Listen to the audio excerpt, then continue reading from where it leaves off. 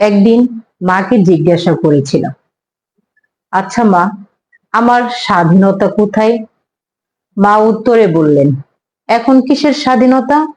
বিয়ের পরে স্বামীকে নিয়ে যা ইচ্ছে তাই করবি, স্বাধীনতা খুঁজে নিবি।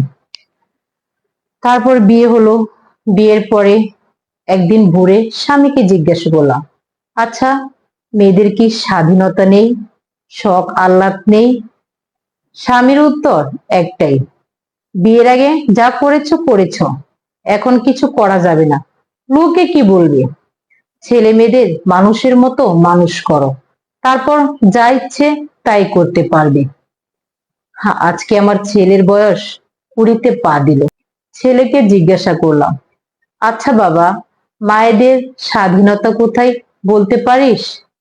ছেলে আমার গম্ভীর মুখে উত্তর দিল হেসে, এখন কি আর ওই বয়স আছে নাকি যা ইচ্ছে করবে?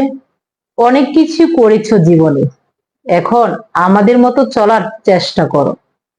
আসলে মেয়ে মানুষদের স্বাধীনতা হয় না, গড় হয় না, তারা মানিয়ে নিতে নিতে আর স্বার্থের সবটুকু দিতে দিতে মৃত্যুবরণ করে।